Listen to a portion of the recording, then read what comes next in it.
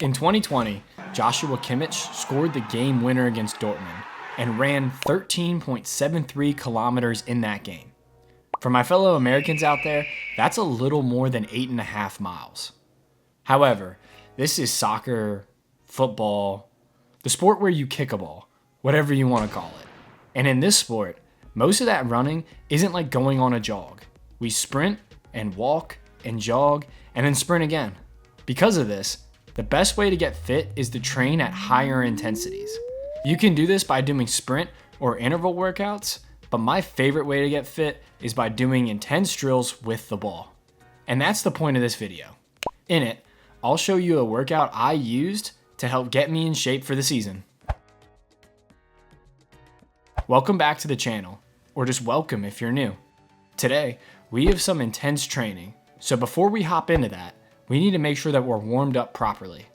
Get some dynamic stretching in, and some sprints too, so that all our fast twitch muscles are activated, which reduces the risk of us pulling a muscle. Take a good 10 minutes to get loosened up, and then let's go.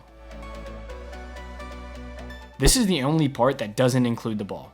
Longtime viewers may recognize this drill since it is one of my favorite agility and quickness training drills. For it, either get a friend or app on your phone which can flash colors and numbers for you. Do sets of 10 reps where your phone flashes or your friend shouts a color, you sprint to that cone, and then return back to the center. It should take you around 30 seconds, depending on how long the intervals are. For this, I use the app switched on since it was recommended to me and it works well. And I want to say, I'm not sponsored or paid to say this or anything like that. I use the free version of the app and it works perfectly, so you can too. Anyways, do 5 sets of this, taking 30 seconds of rest in between rounds.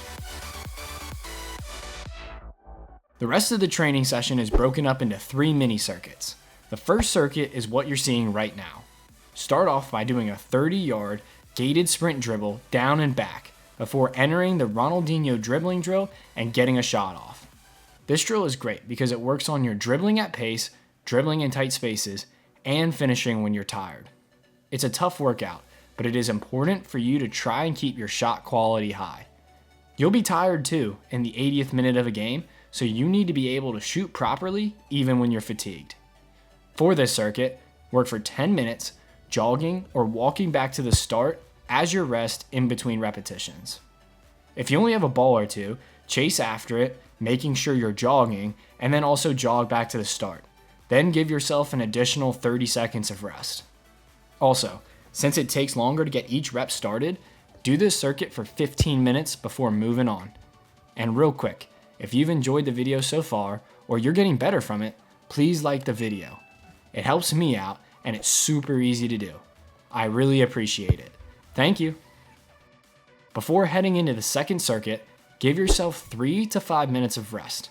We want to make sure that we're approaching each circuit with intensity and 100% effort, even as you get tired.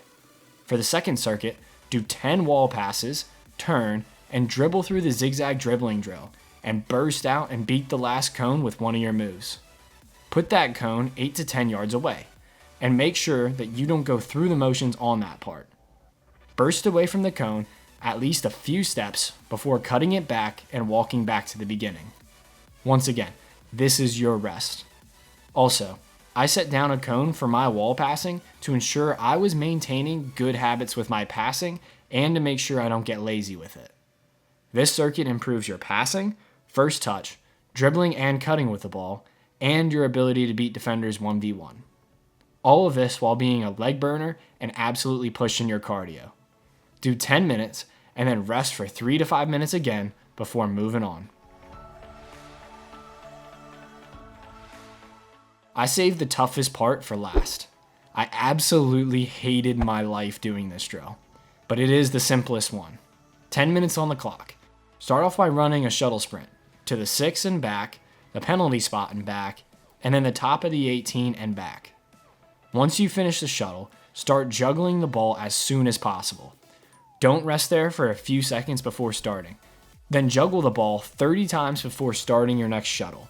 Here's the kicker though. If you mess up and drop the ball, then you need to start your next shuttle right away. This puts the pressure on the juggling portion, ensuring that you are focused and try to maintain your quality as you're juggling. If you don't have that pressure, then you'll drop it a few times and walk to get it back up and continue juggling, giving yourself an extended rest. After 10 minutes of that, you've finished the hardest part of the session, but we're not quite done yet.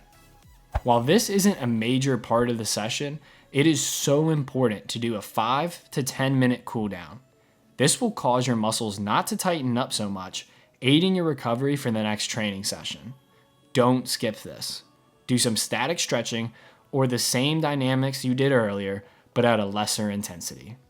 If you're interested in more fitness drills with the ball or even without it, check out the videos in this playlist. They are older videos, but the drills in the videos are still excellent. Thanks for watching.